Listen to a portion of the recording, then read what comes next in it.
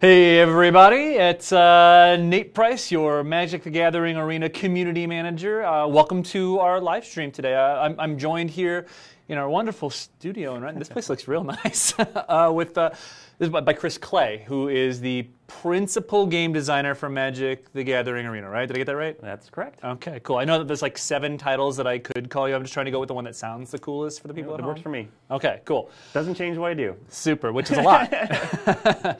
Well, guys, we are coming to you today with the intention of starting this dialogue we talked about back when we were doing the our big announcement stream a few weeks ago. This is a game that we are trying actively to build in front of you. I want to make sure that we are coming to you regularly to check in and let you know both what we're working on, let you know that we're listening to you, take some questions from you, and actually answer them. And that's one of the main reasons I have Chris here, because I don't actually make the game. I just talk to the people that do. So we've got you here to act as an expert, because you've touched, oh man, basically everything that people have seen at this point, right? I've certainly touched things, but these days I spend less of my time making the game and more helping the people who make the game do their jobs. Awesome. Cool. Well, one of the things I wanted to let you know, there obviously are a bunch of questions in the community. We're going to try to get to as many of those as we can during the course of this show today, and then also in future shows that we're going to be having. This is actually just the first in a series that we're going to do. We'll run through the exact ones here in a little bit, but for the purposes of this, we are still early on, and there are some questions that they literally don't have answers. It's not necessarily even that we can't answer them, they just don't have a concrete answer right now. And sometimes they don't have answers, and in general I would say that our philosophy is we want to show people what's going on and not tell them what's going on. So in future streams we'll be doing a little bit more showing and a little less telling. Yeah, and actually that's probably a good opportunity for us to turn around and let you guys know what some of our upcoming streams are going to be. We're going to try to make this kind of a weekly check-in with you guys to show you, what the gameplay looks at the time, or to have an opportunity to answer some questions. First up, we've got on October 8th, it is going to be Magic the Gathering Arena from the World Championship. While all of the players who are playing in the toughest Magic tournaments in the world are playing their thing, we're going to be doing something cool you'll get to see on the Sunday of that broadcast. Make sure you tune in for the whole thing starting October 6th. But the 8th is when we're going to be doing our thing. We actually get to show people 2 brand new decks, right, Chris? Yeah, they will be playing a Merfolk deck and a Vampire deck. These are not decks that would be able to compete. They're more a tour of the gameplay mechanics. And they're going to be true random Magic, so we'll see exactly which cards are shown, but we're trying to get a breath there. This should be fun to see. Cool.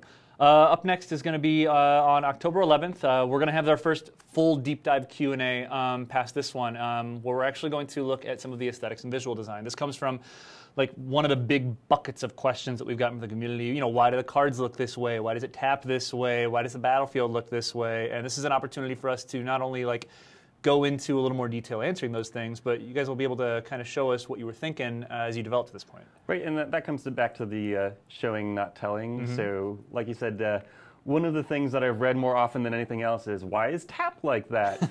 And that's one where I'm going to spend a little bit of time and put together a little bit of the history that led to the current tapping solution. And I think the line of one of our QA people was, I hate that less than everything else we've done. It's our current iteration. We will continue to look at it, but I think that will answer a lot of the questions that people have had. Why didn't you just turn it 90 degrees sideways? Yep. We did. Cool. Once upon a time. And I'll show you why we moved on from that. Cool. I'm actually really looking forward to those deep dive opportunities because some of this stuff I know and some of this stuff I don't know. It'll be really interesting to hear kind of the process that you guys went through to get to where we are right now. But we also have a stream coming up on the 18th, and hopefully those of you watching know about this already, because this is going to be our next streamer challenge. This is the Community Deck Showdown. This is something we started on Facebook once all of the Ixalan cards were known. engaging with our community to try to give us some really, really cool decks featuring Ixalan cards. And then yesterday and today, we've given those of you in our community an opportunity to vote on which of those decks you think is the coolest and which ones you want to see represented by our streamers. We've already got one winner, a blue-red Primal Amulet-based like sorcery spell deck. It's going to be completely different than what we've seen on Arena thus far. Yeah. People definitely aren't trying to go easy on us. Yeah. With some of these decks, but I'm really excited to get those out and so that people can see them. Yeah, and people wanted to know more about Full Control, know more about how the stack worked, and you literally cannot play that deck without taking advantage of both of those things. So it's going to be really cool to see. The other one, the vote is going on today on the Magic the Gathering Arena Facebook page. Go in. There's still time to vote. Voting literally closes as soon as we're done here. You can join us at facebook.com/Magic the Gathering Arena. I'm definitely listening to you at MTG_Arena too, but if you want to, make sure you get to that Facebook page and give us, reactions to all of the 4 deck lists we've got up right now. I think as I sat down to start this, we were in a dead tie between a 4-color Grim Captain's Call deck and a 3-color Grixis Treasure deck. And so they are pretty much tied at this point. If 2 o'clock hits and we're still tied, I'm going to say that I get to cast the deciding vote. So we'll let you know how that ends up working out. The last stream that we've got to tell you about is on October 25th. It is the next Q&A session that we've got after the aesthetics one. And this one is going to be about the closed beta because we have a little more information to tell you about the closed beta. That's perfectly timed at the end of October because when does the closed beta start? Remember, sometime in November.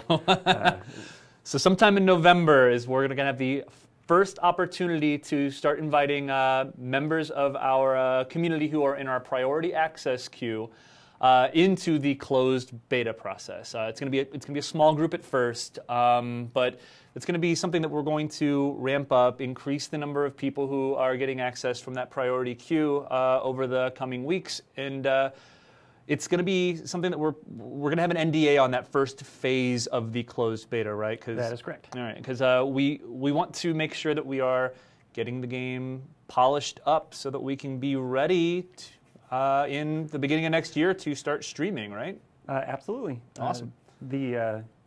The key thing for us as the developers with those rolling beta invites is you only get one opportunity to put the game in front of somebody for the first time. Mm-hmm. And with each of those waves, we'll have gone through some iterations, addressed concerns of the group before, and getting all of that data back and seeing if we're going in the right direction or not. Yep. I'm looking forward to that. And like I said, we will constantly be updating and adding new people into the system. So we'll be pulling from that priority queue. So if you have not yet registered for the beta, make sure that you go to playmtgarena.com. You can sign up there. We also have on that same page a link to an FAQ about our priority access queue and how you can make sure that you are doing all the things you need to do. This is stuff like if you played in the Ixalan pre-release, make sure that your Wizards account email address is the same as the one that you have set up for your MTG Arena account.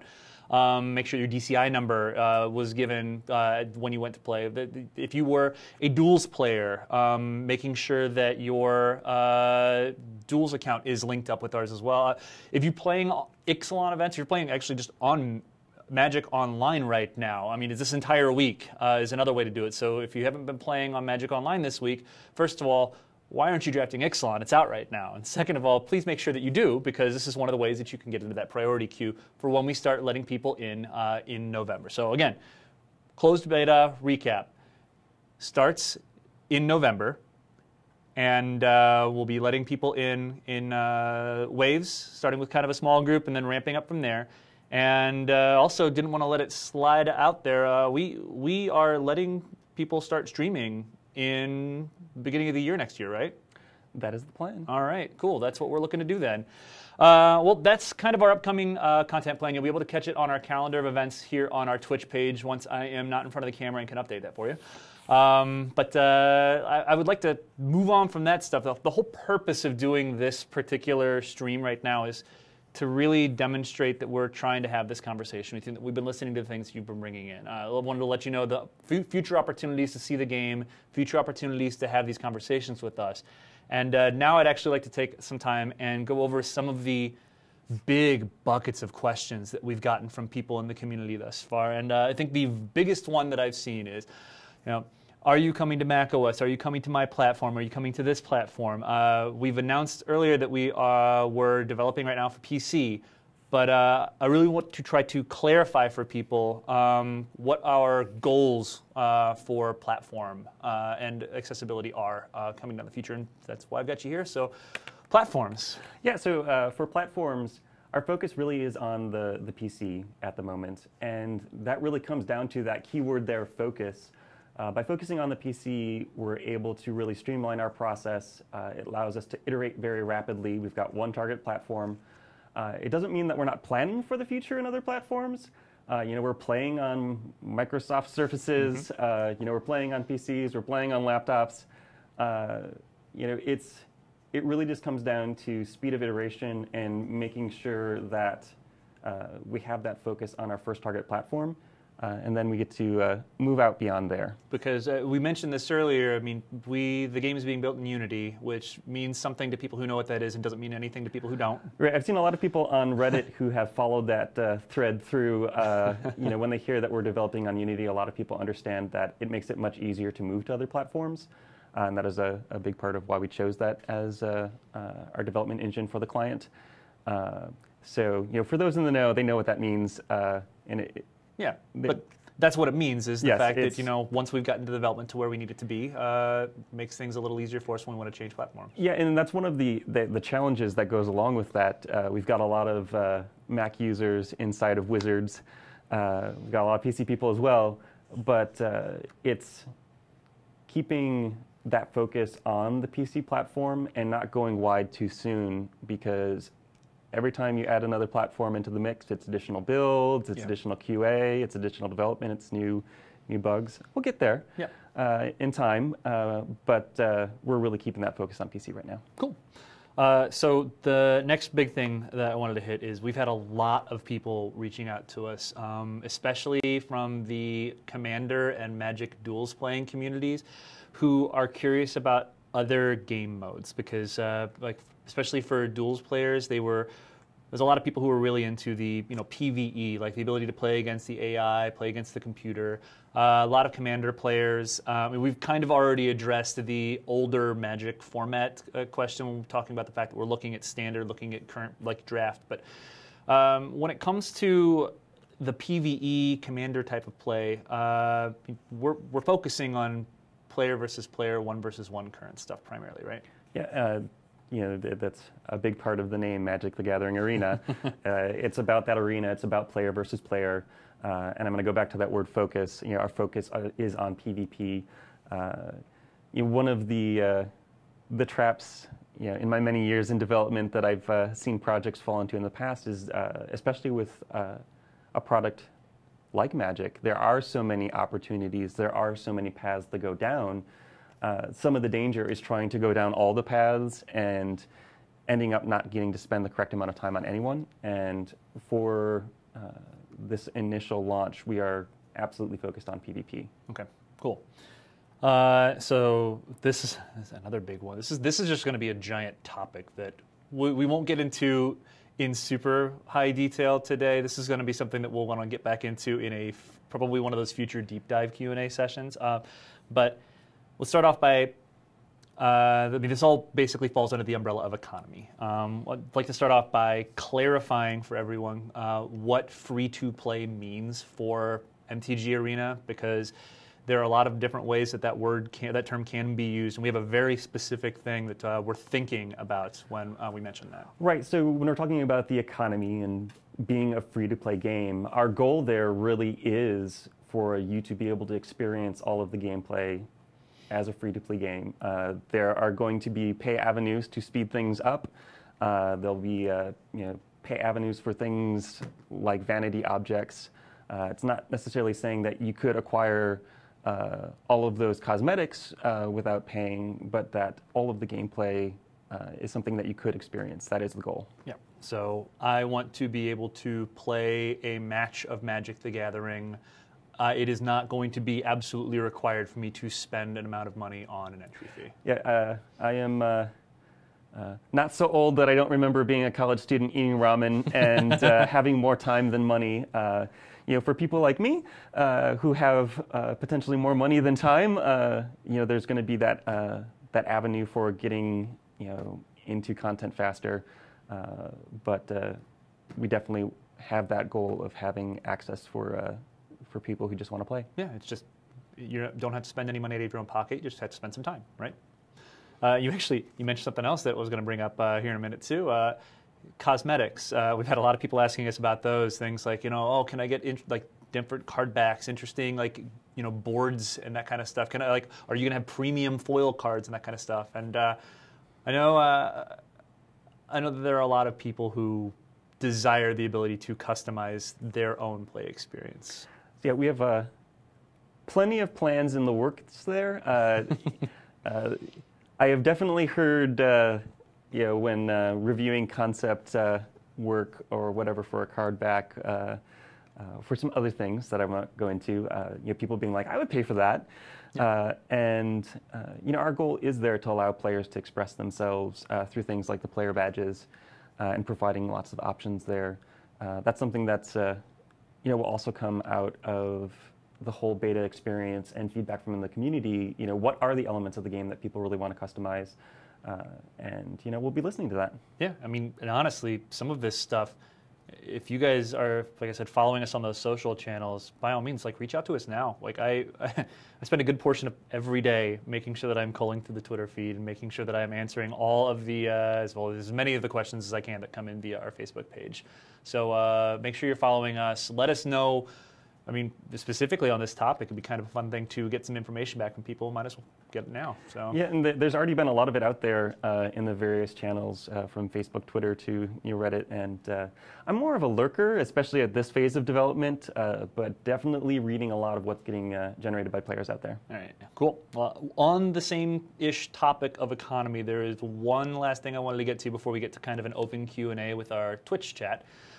So before we get to this, remember guys, we're going to take this opportunity to try to answer some of the questions that you have for us directly right now on Twitch. So please toss them in the chat, and I'll start lobbing them over to Chris here very shortly. I will do my best job to not be like, yeah, we'll hit that in the future. Yeah. We'll definitely answer what we can, and if we see a lot of questions about things that we don't have all the information on right now, or kind of want to formulate exactly kind of how we're going to approach them, that's great for us, because that lets us know what we should be looking at as a topic for one of these future deeper dive segments that we're going to do. Yeah, absolutely. But the point I wanted to make about this one is we talked about the fact that this is a CCG, not TCG, correct? There's no trading for this. No trading. It is a collectible card game. Okay. Collectible digital card. Collectible digital card game. Yeah. And I've read a lot about this topic is after that came up, and the community is very strongly opinionated about this on basically every conceivable side. And a lot of the desires that I heard came from a place of people wanting to be able to get a very, they want specific cards for specific decks. They know they want to play this particular standard deck. So they just want to be able to get that standard deck, and they don't want to have to jump through an exorbitant number of hoops in order to do that. And I believe that you guys have gotten that same feedback and have been putting that into practice as you're working through things. There has been plenty of questions internally of, how do I get my tier 1 deck? What do I have to do? What is my path there? And when it comes to trading, if you want to trade, we've got Magic Online. And for those people who really are in it for the trading experience, that is there. For the people who are concerned about being able to build a specific deck, we have game systems that we are working on that we're pretty excited about to make that experience something that is enjoyable and achievable, and will let you build what you want to build. More to come. Yeah. But it is absolutely a focus. We're putting a lot of effort into playing ourselves and just in our simulations of what tens of thousands of people would experience with these systems, so that we can make sure that it is an enjoyable experience to reach those fun targets, be it creating a tier 1 deck, grabbing all the cards for that, or just getting to a draft. Cool. And I mean, I guess that kind of ties in with another little partial question that people are already starting to wonder, how much is a pack going to cost? How much is a draft going to cost in terms of how is the basic economy of everything going to fit together? And this is much like how we those play systems you were talking about trying to reach those particular goals that people might have. These are things that we have to test. Like that's the purpose of the beta, is to try some of the ideas that we have, knowing what our goals are for certain things, and let people play with them and let us know what they think. Because at the end of the day, when we launch this game, it's almost certain that things are going to have gone through a ton of iteration over the course of that time, and we're going to end up at a place different than when we started. Yeah, and iteration is one of those words that throughout all of these streams, I'm sure people are going to get a little bit tired of that word. Though, with all of my experience in the industry, iteration is king. Through our engine, through our systems, so much of the focus is making sure that we can iterate quickly on things.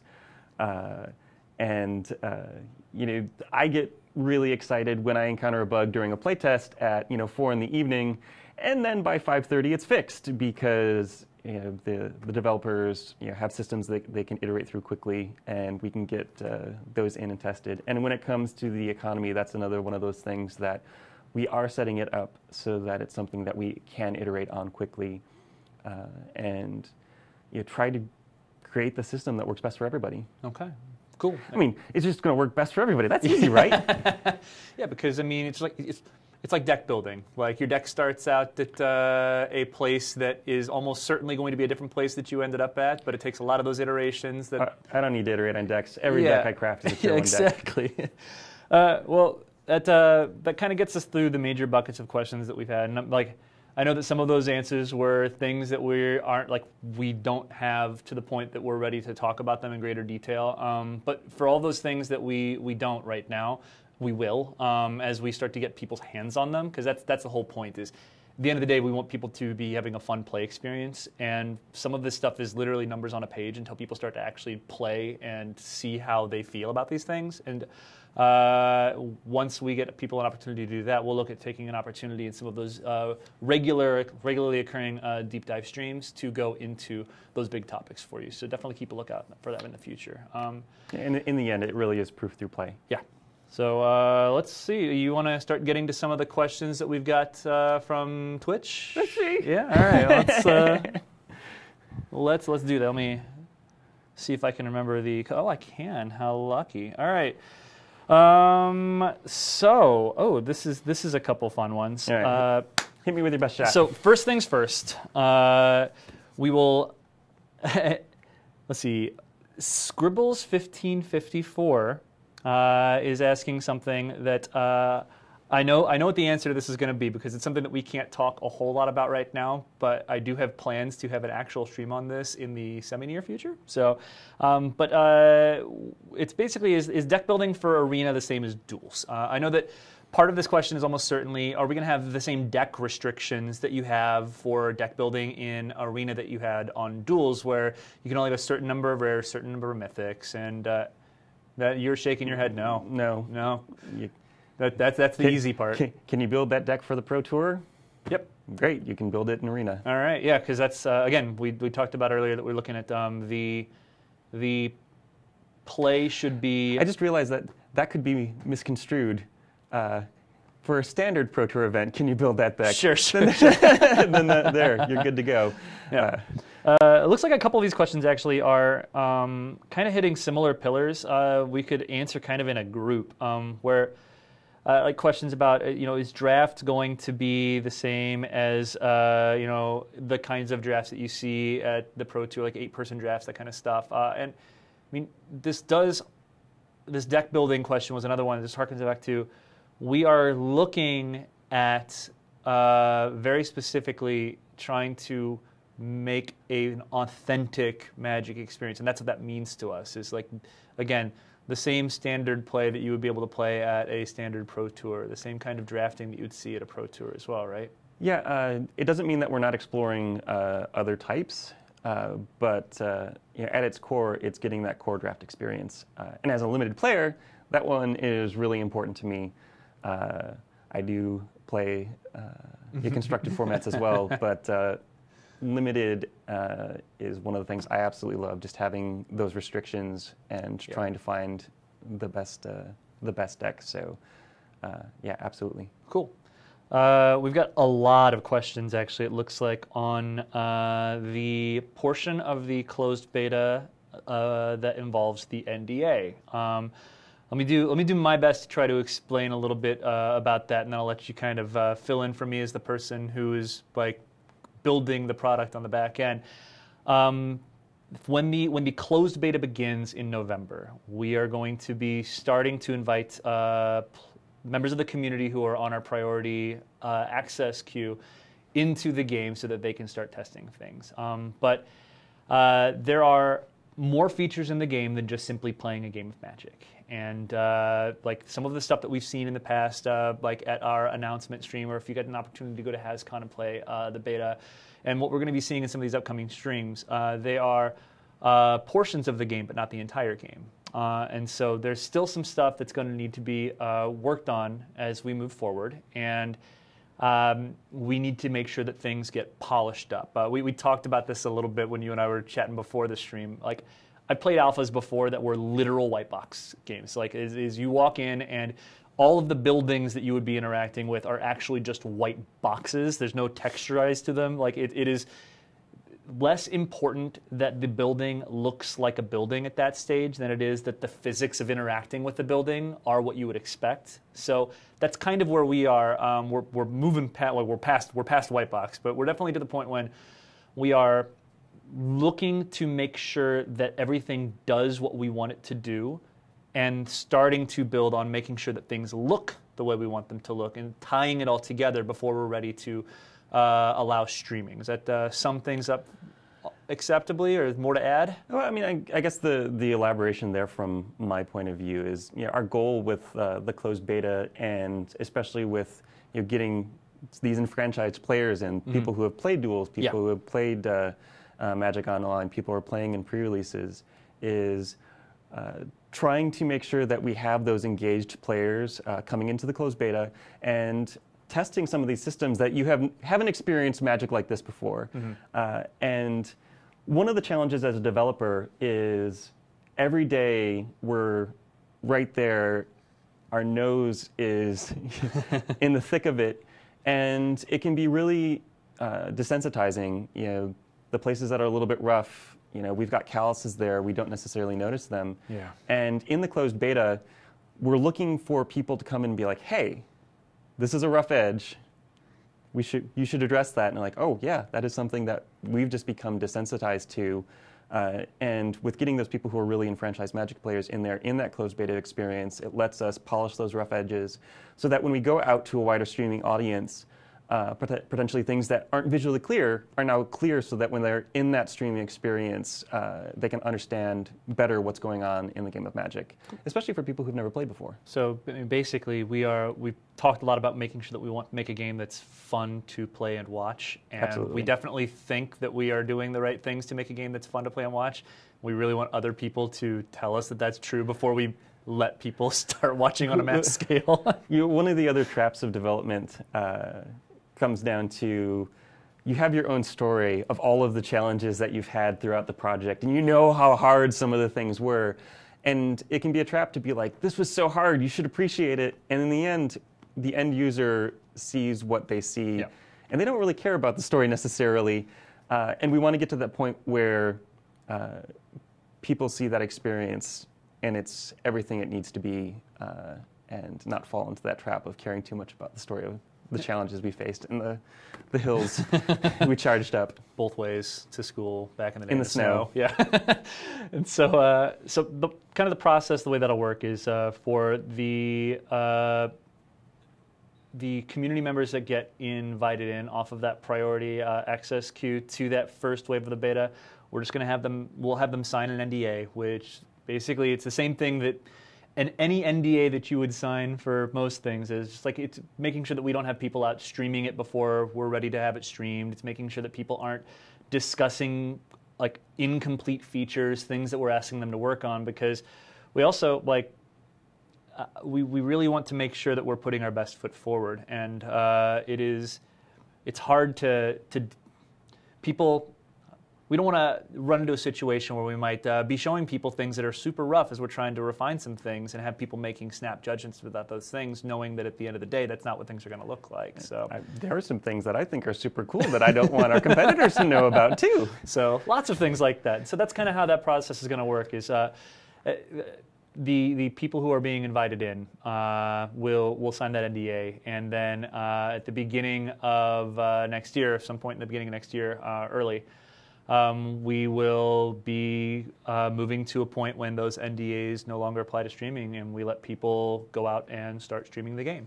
So yeah, I mean, like anything, our goal is to allow people who are excited and engaged to stream it as soon as possible. But we're going to go when we're ready. Yeah, and we got. Believe me, we have a ton of plans we're putting in, at least working on goals that we'd like to achieve. For working with influencers. I've already, like, a lot of you have reached out to me via Twitter, via Facebook, and I've let you know, like, we've got things we're thinking about, and I'm hoping to be able to bring them to you soon. One other thing I should mention for the priority queue, while we're kind of on the subject, I know there have been a lot of people out there who have been curious about, like, whether or not they are actually in the priority queue, because signing up did not immediately send out an email. We are going to be looking at sending an email out next week to everyone that is in our system for the priority access queue. So if you don't know if you've done the proper things yet, please visit the FAQ at play-mtgarena.com.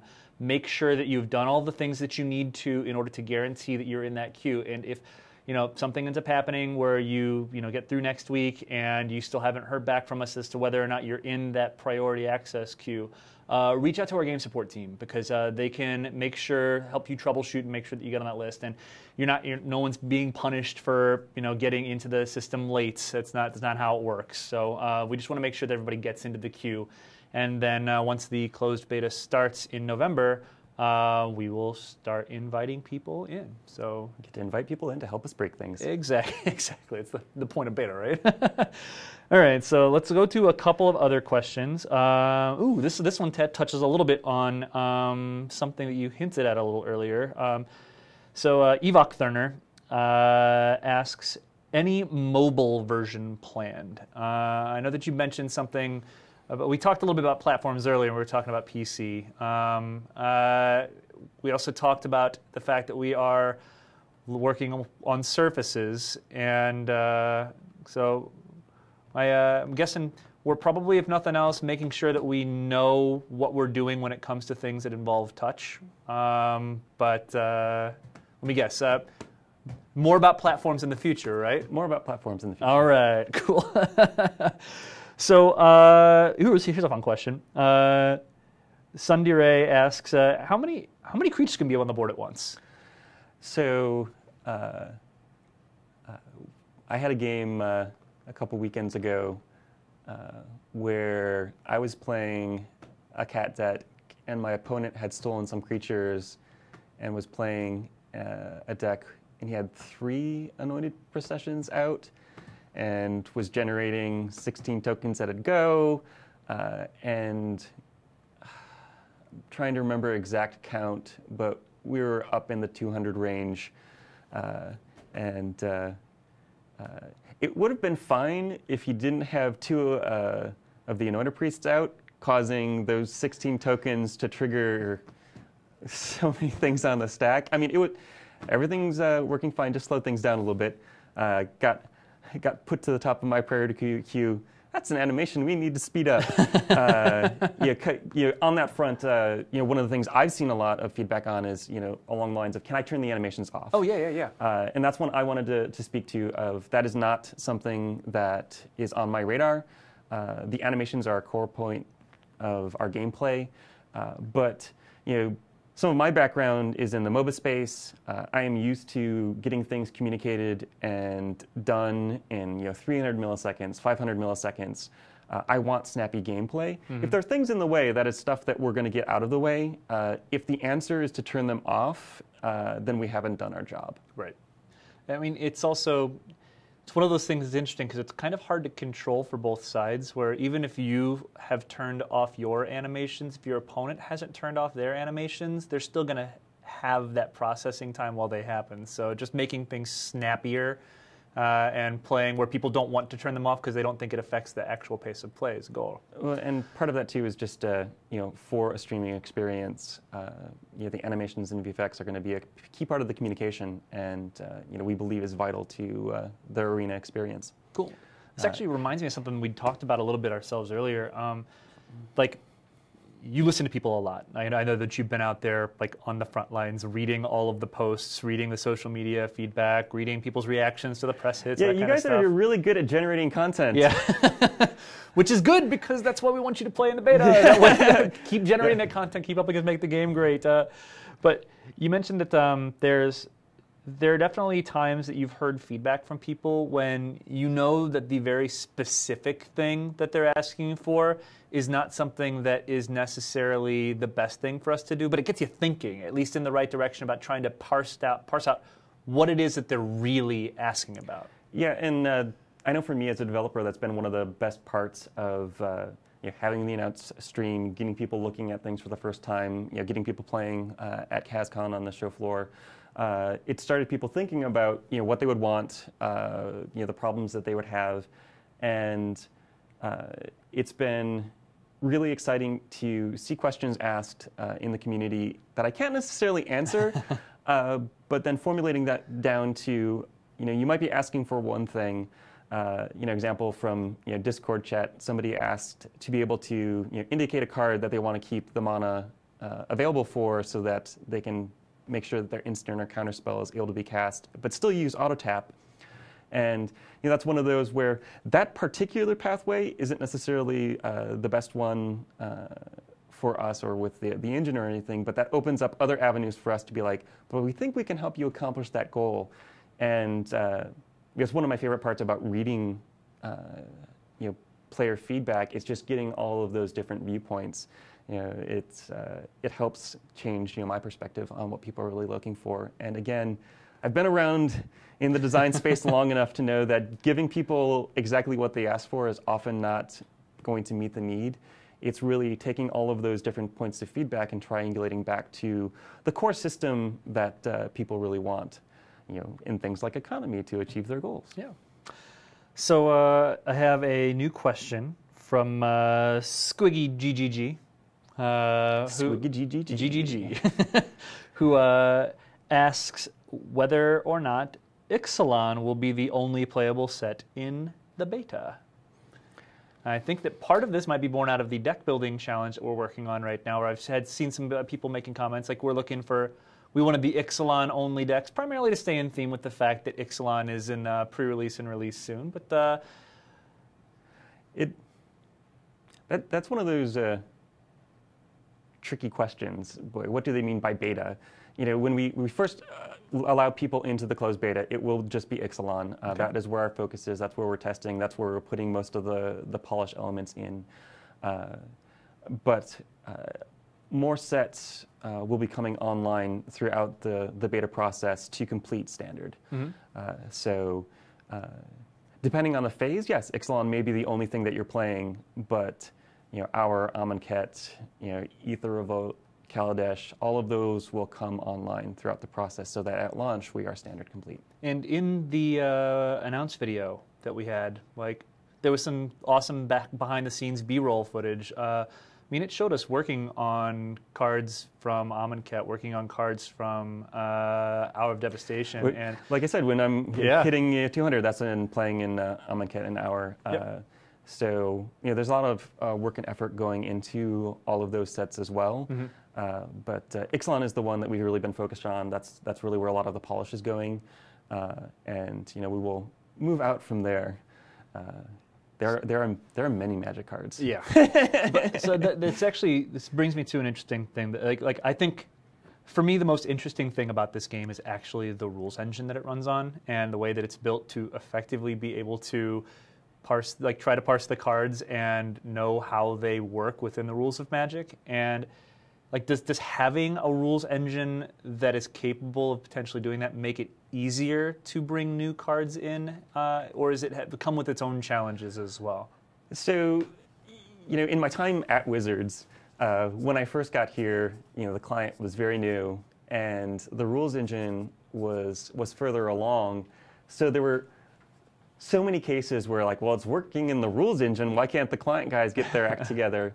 And one of the things that has been exciting for me is getting to the point where we're at in development now, where the marriage between the rules engine and the client team is so complete. Those guys are amazing, just in their level of communication and collaboration. And as principal designer, it is really exciting for me when we get card sets, from R&D, and we get to parse them through the rules engine, and we're getting to the point where more and more the cards are just working, and there's always going to be something that they've cooked up in R&D that we're going to have to put a lot of effort into, but having that as our foundation and the effort that's gone into that whole pipeline has been really exciting to help develop that and get to the point where we're at today and awesome. Beyond. Those guys are working hard to really make sure that our card set pipeline is something that is really smooth and efficient and is getting it done. Mm-hmm. So here's some interesting questions. As we talked about standard and talked about adding cards in, seen some people who are questioning kind of what's going to happen with the standard cards as we rotate. Like, we just hit a rotation in standard where a bunch of older sets are dropping out. That's going to happen once MTG Arena is in lockstep with the tabletop releases as well. So have you guys started thinking about how you're going to handle that kind of stuff? Yeah, absolutely. There's been lots of discussions, internal to the team, within Wizards as a whole, on what our options are there. It is very much a work in process, mm-hmm. but our goal there is that those cards are still something that you can take advantage of moving forward. Cool. Yeah, because as I say, like, we literally just had a rotation. The game has not yet reached its closed beta, so we are a very long time away from there needing to actually be a rotation within MTG Arena. But it's coming, though. It is. And we are making plans. Yeah, awesome. And there's another question in here that I am very interested in jumping on myself, because I feel very strongly about this.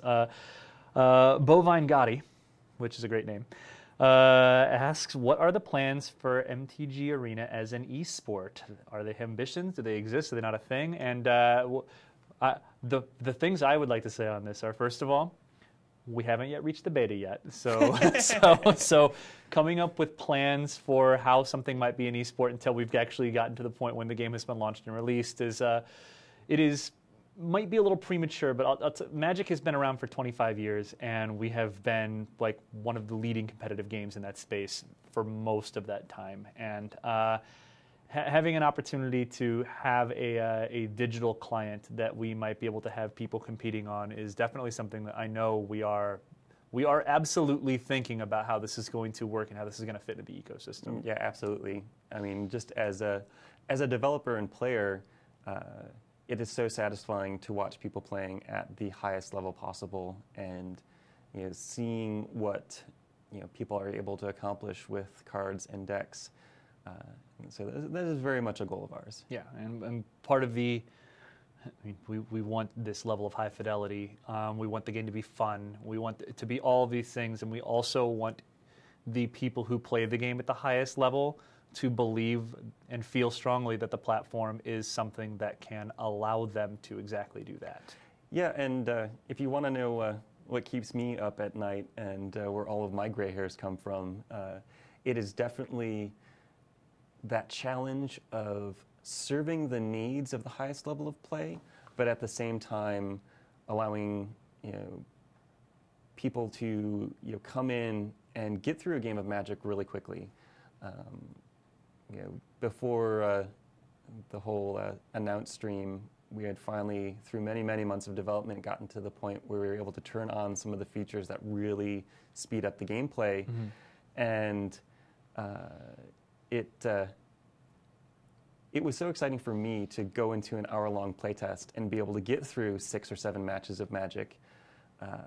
And that was a culmination of so much work by so many different people. And it has definitely changed the way that I play Magic.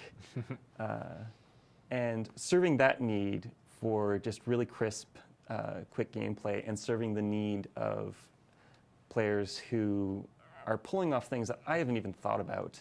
Because I'm a pretty good Magic player, but I've been kicked around by some of the Pro Tour people in-house enough times to know that I am not playing at the highest level.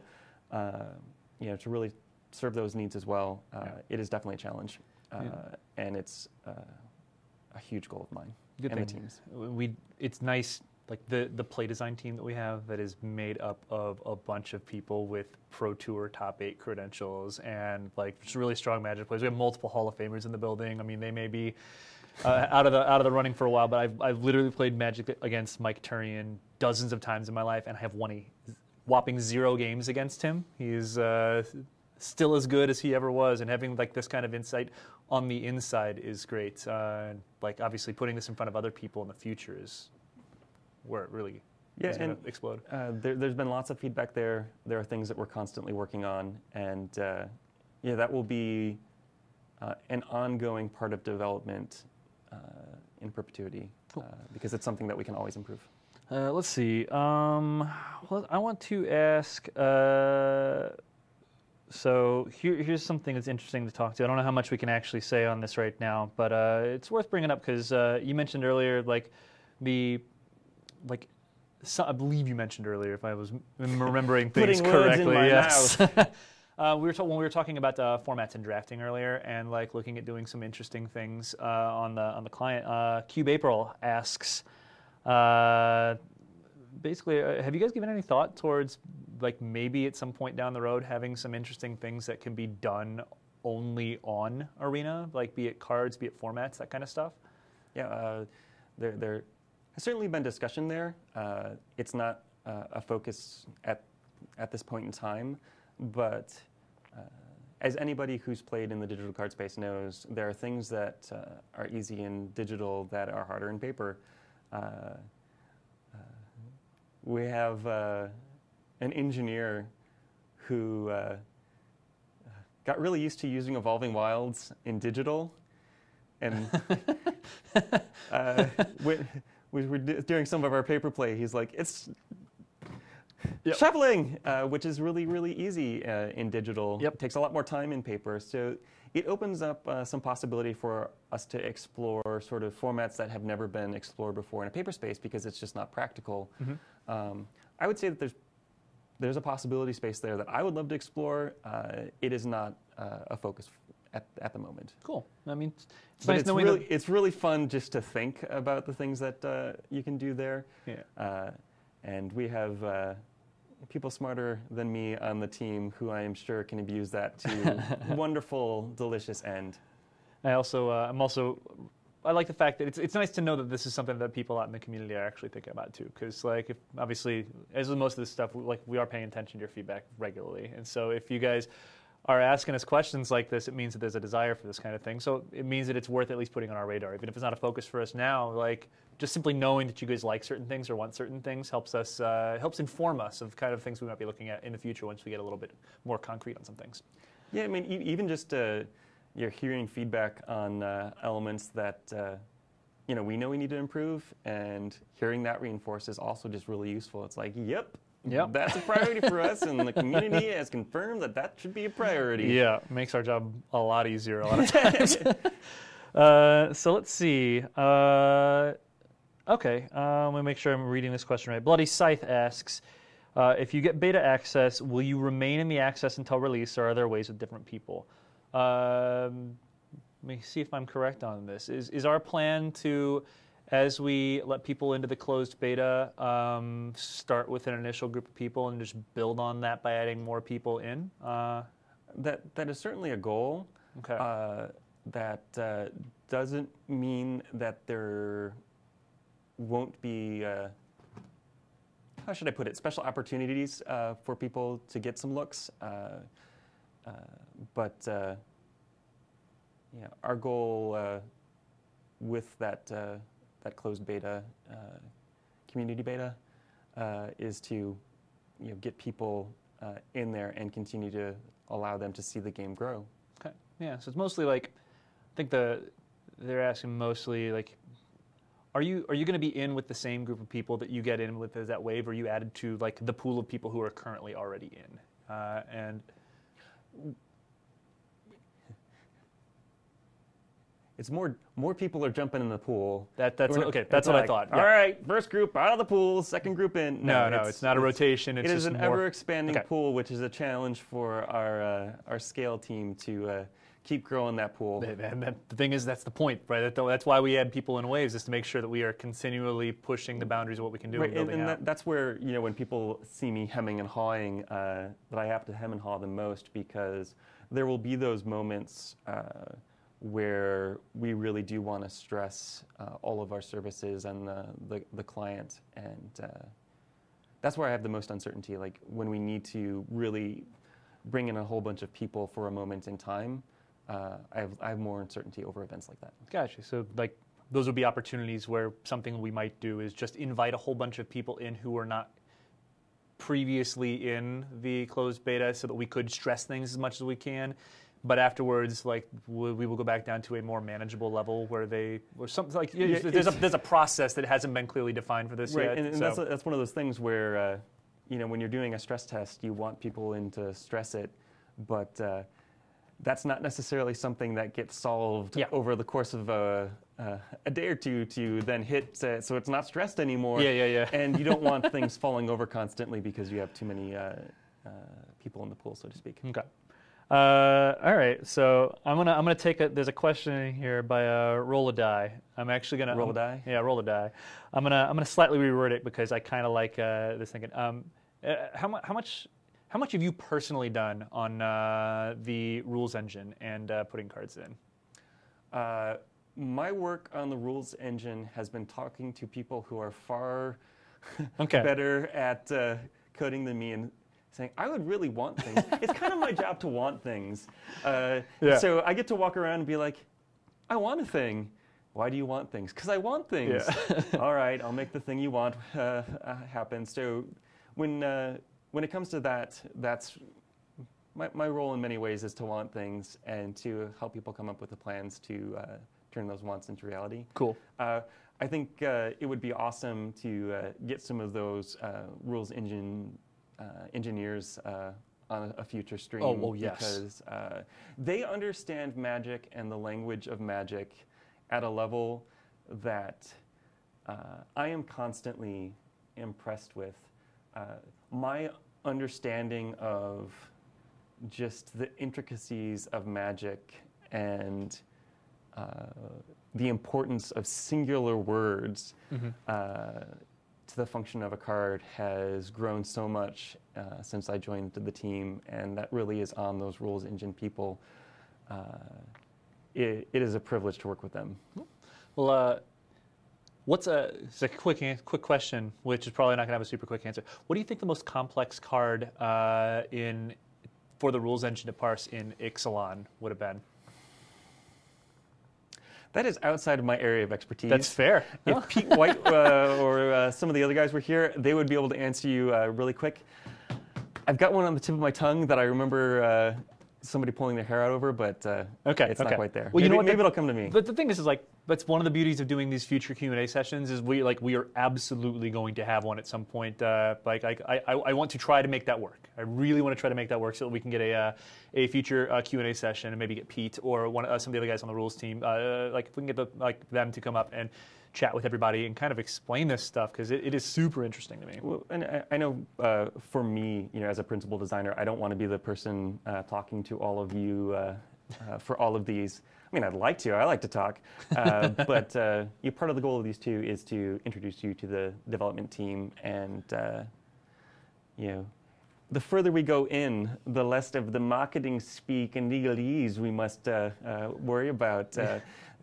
It gets easier to just have that more frank conversation. Yeah, and that is part of the thing that we're in right now. Is like, again, we're still before the beta. Beta doesn't start for another couple months still, and so I mean the game is a lot of concrete things and a lot of very nebulous things as well. And so we have lots of things that we can say very little about, and very few things that we can say a whole lot about. But every week that passes, there's more. And so one of those questions, that is the last question that we'll get to today before we're going to have to probably move our way on out, is a question from Skywalker SRB, who asks a question. I know the answer to this question already. It is, if you collect some cards in the beta, will they stay in your collection when the game is out? And I believe that is probably something we will get to in our stream at the end of next month. That is all about the start of the closed beta. Does that sound about right? So the thing I would say there is, as we are going through the various beta, things are going to get wiped. Oh yeah. The time will come when they won't be, and we will be explicitly clear when that point comes. But until that time, expect things to get wiped. Cool. All right. So it is very important for me at this point to let you know a couple of things. First of all, do you want to get your hands on the game itself? There are a couple ways to do this. First, make sure you visit one of our upcoming events where we will actually have our demo stations for MTG Arena available.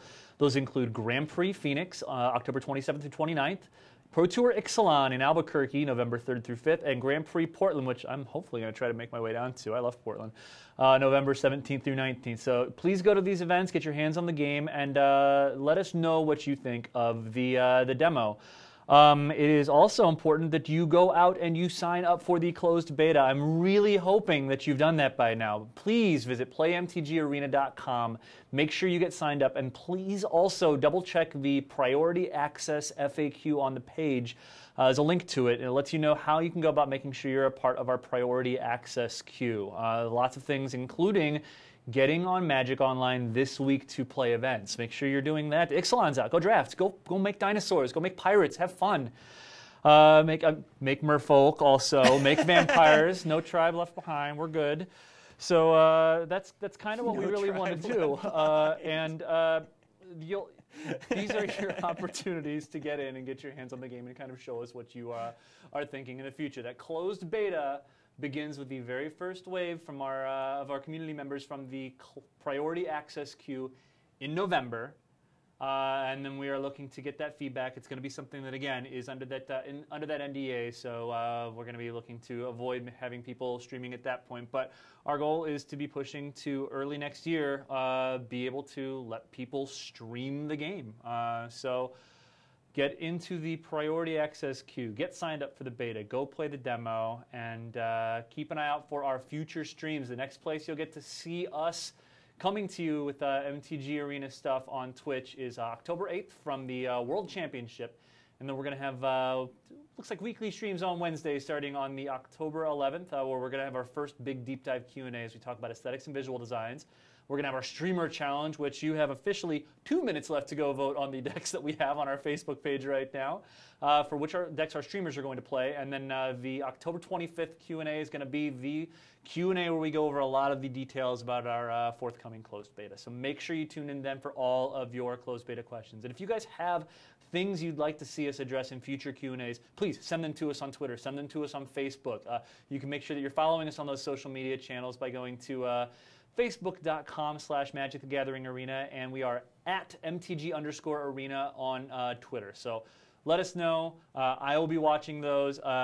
Chris will be watching those because he knows what stuff we have more information to actually talk about, and I'll be the one saying, hey, people are asking us these questions. We really want to make sure that we can talk about this soon. So tune into those upcoming streams. Let us know what you guys want to be talking about in the future. Please keep communicating with us because we're going to try to answer as many questions as we can. And I promise as soon as we have new information that we are capable, we'll be looking for opportunities to try to get that in front of you. So I personally want to say thank you for showing up.